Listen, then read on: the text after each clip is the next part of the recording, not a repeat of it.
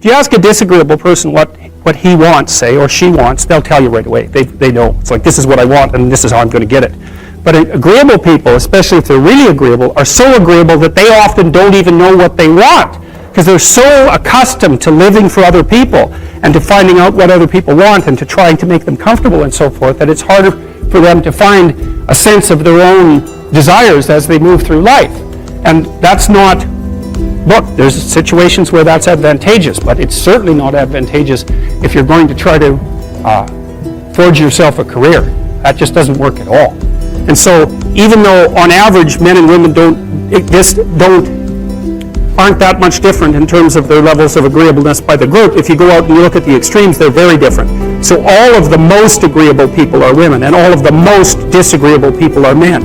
And the thing is, the extremes are often what matter, rather than what's in the middle. And so one of the ways that's reflected in society, by the way, is there's way more men in prison. And the best personality predictor of being imprisoned is to be low in agreeableness. It makes you callous. Now you may think, well, what's the opposite of compassion and politeness? And the answer to that is, I think it's best sort of conceptualized as a trading game. So let's say that we're going to play repeated trading games. And if you're very agreeable, then you're going to bargain harder on my behalf than you're going to bargain on your own behalf. Whereas if you're very disagreeable, you're going to do the reverse. You're going to think, I'm in this trading game for me, and you are going to take care of your own interests, where an agreeable person is going to say, no, at best, at worst, this has to be 50-50, but I'd like to help you every way I can. One of the things you have to be careful of if you're agreeable is not to be exploited, because you'll line up to be exploited. And I think the reason for that is because you're wired to be exploited by infants. And so that just doesn't work so well in that actual world. And one of the things that happens very often in psychotherapy, people come to psychotherapy for multiple reasons, but one of them is they often come because they're too agreeable. And so what they get is so-called assertiveness training, although it's not exactly assertiveness that's being trained. What it is the ability to learn how to negotiate on your own behalf. And one of the things I tell agreeable people, especially if they're conscientious, is say what you think. Tell the truth about what you think. There's going to be things you think that you think are nasty and harsh. And they probably are nasty and harsh, but they're also probably true. And you need to bring those up to the forefront and deliver the message. And it's not straightforward at all, because agreeable people do not like conflict. Not at all. They smooth the water. And you can see why that is in accordance with the hypothesis that I've been putting forward. You don't want conflict around infants. It's too damn dangerous. You don't want fights to break out. You don't want anything to disturb the relative peace. And if you're also more prone to being hurt physically and perhaps emotionally, you also may be loath to engage in the kind of high-intensity conflict that will solve problems in the short term, because it takes a lot of conflict to solve problems in the short term. And if that can spiral up to where it's dangerous, which it can if it gets uncontrolled, it might be safer in the short term to keep the waters smooth and to not delve into those situations where conflict emerges. The problem with that is it's not a very good medium to long-term strategy, right? Because lots of times there are things you have to talk about because they're not going to go away. And the advantage to having a well-socialized, disagreeable person is that they really don't let much get in their way. So if you can get a kid who's disagreeable socialized, that person can be quite the creature, because they're very forward-moving in their nature and very difficult to stop. But if you don't get them successfully domesticated, tamed, roughly speaking, by the time they're 4, their peers reject them. And that's a big problem, because your job as a parent is to make your child socially desirable by the age of 4. Like you want to burn that into your brain, because people don't know that. That's your job. And here's why. It's easy if you think about it carefully. So you imagine you've got a 3-year-old child, so sort of halfway through that initial period of socialization, and you take that child out in public. Okay, what do you want for the child? Who cares about you? What do you want for the child? You want the child to be able to interact with other children and adults so that the children are welcoming and smile and want to play with him or her, and so the adults are happy to see the child and treat him or her properly. And if your child's a horrible little monster because you're afraid of disciplining them or you don't know how to do that properly, then what they're going to do is they're going to experience nothing but rejection from other children and false smiles from other parents and adults. And so then you're throwing the child out there into a world where every single face that they see is either hostile or lying. And that's not something that's going to be particularly conducive to the mental health or the well-being of your child. If your child can learn a couple simple rules of behavior, like don't interrupt adults when they're talking too much and pay attention and try not to hit the other kids over the head with the truck any more than is absolutely necessary, and share and play properly, then when they meet other kids, the kids are going to try out a few little play routines on them, and that's going to go well, and then they're going to go off and socialize each other for the rest of their lives.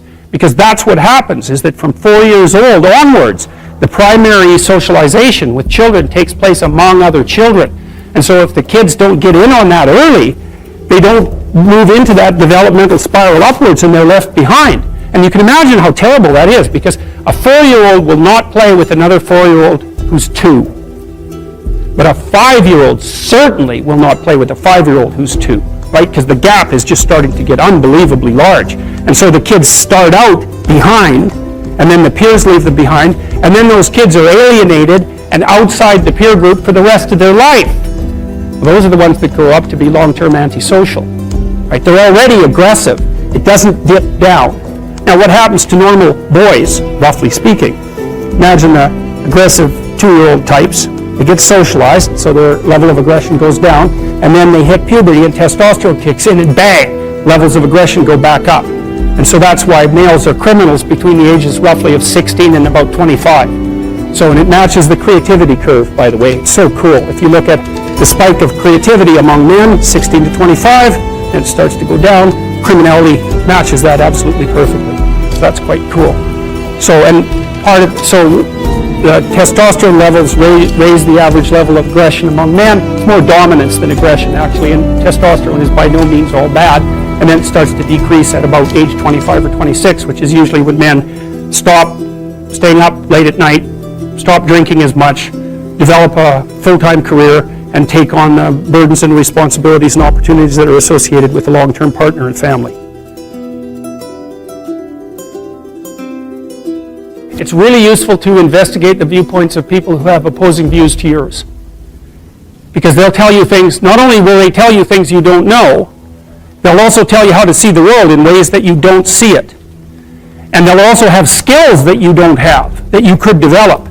So, for example, if you're an introverted person, it's very useful to watch an extroverted person, because the extroverted person has ways of being in the social world that aren't natural to you, that you can use to improve your toolkit.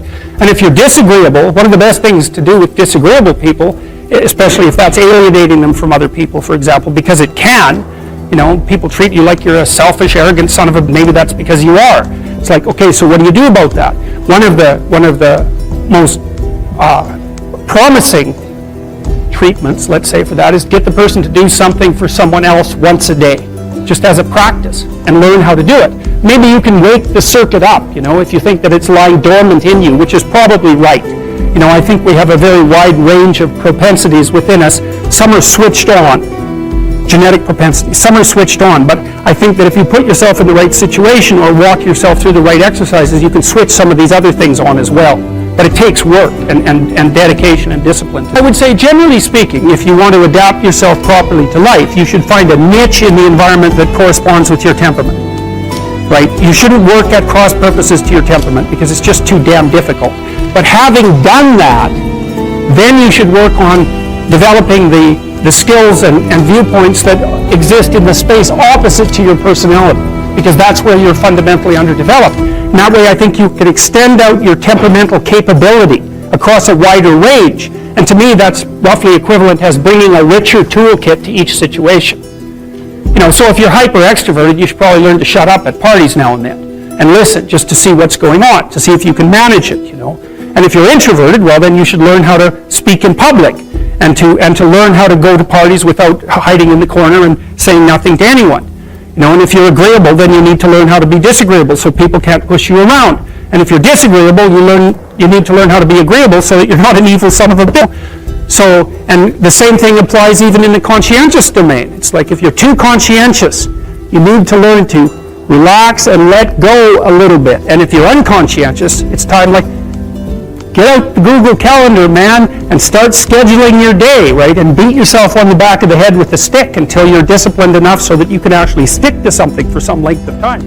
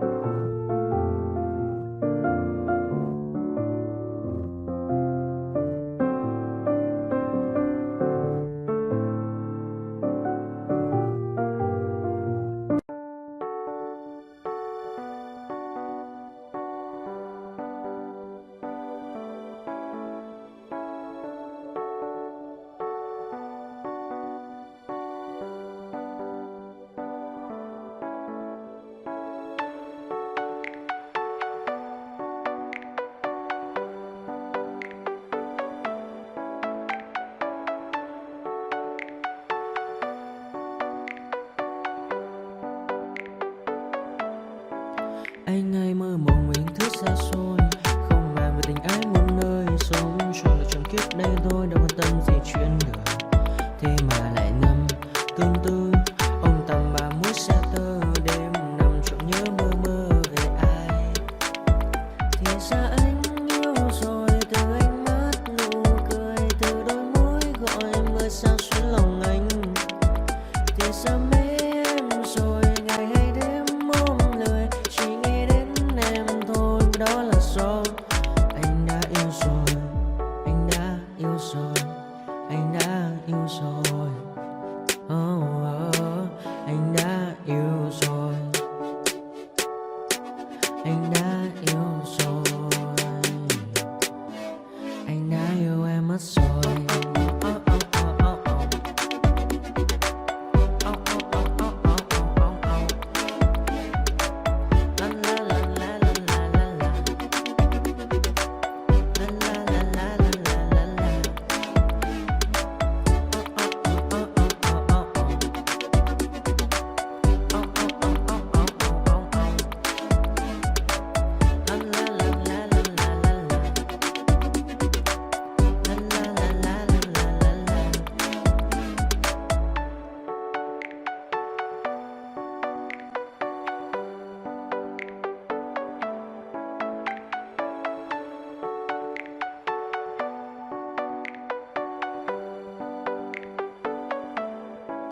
Anh hay mơ mộng những thứ xa xôi, không màng về tình ái muôn nơi. Sống cho là trọn kiếp đây thôi, đâu quan tâm gì chuyện đời.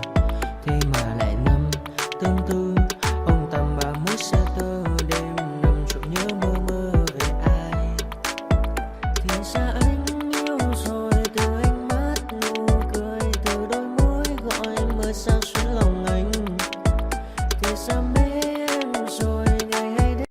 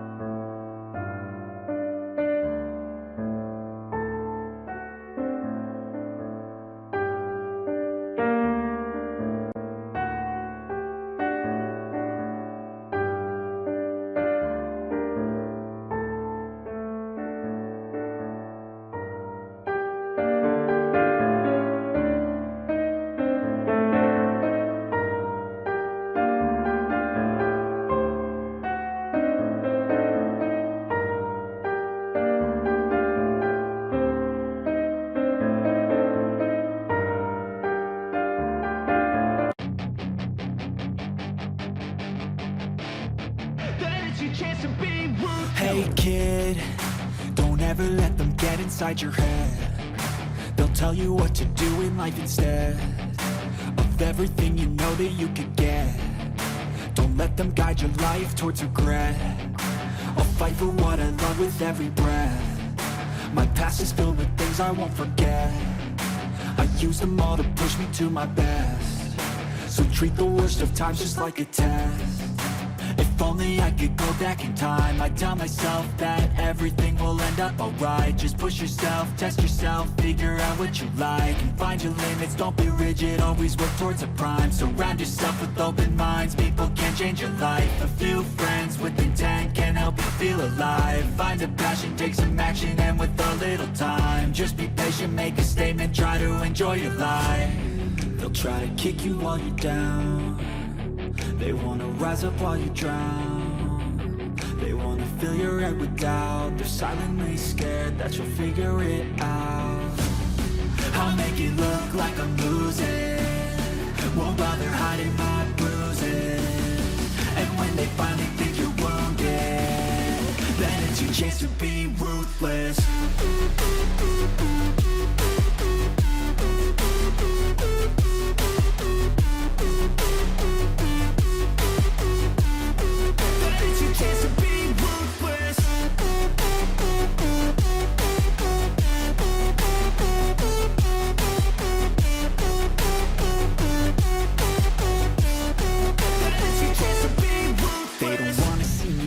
They don't wanna see me care. Anytime I make some progress, I can see that they compare. I think everyone's against me, maybe something in the air. Am I paranoid? I swear a void is forming and they're scared I walk a